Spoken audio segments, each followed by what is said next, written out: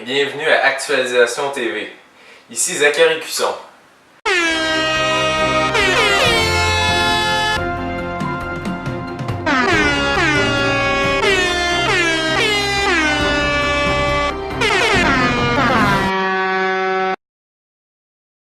Souvent reconnus comme la minorité la plus persécutée au monde, les Rohingyas sont un groupe ethnique musulman provenant de la Birmanie.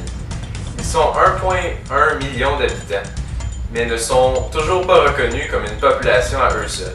Par conséquent, ils sont des résidents illégaux dans leur pays. En fait, 78% de cette population ne peut subvenir à ses besoins de façon régulière par cause de cet effectif. Depuis la prise de pouvoir d'un régime autoritaire en 1962, qui dans ce cas-ci était un contrôle imposé par force, les Rohingyas sont ciblés d'une réprimande constante.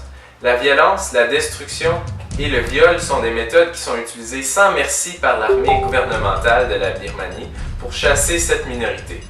Ces actions ont certainement enfreint plusieurs des droits humains du peuple Rohingya, qui sont des droits inaliénables, peu importe le contexte, dont le droit de vivre en sécurité, la perte de besoins essentiels et tant d'autres. Conséquemment, plusieurs associations extrémistes terroristes Rohingyas ont ciblé de leurs attaques des stations de police sur la frontière de la Birmanie dans le but d'obtenir un territoire officiel. Une véritable revendication violente, c'est-à-dire une action en justice d'une personne qui réclame la restitution d'un bien dont elle est propriétaire.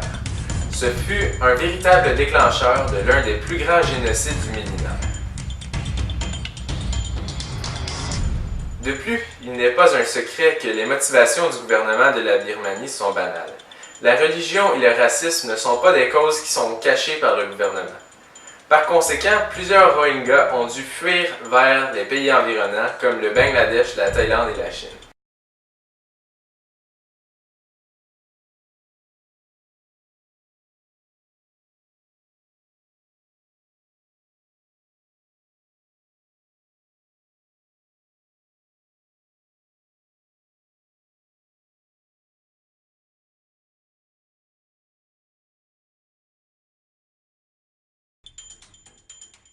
Et ceci crée une grande surpopulation et de plus, plusieurs pays sont dans l'obligation de refuser des immigrants dû à la grande quantité, ce qui cause beaucoup de problèmes dans la société.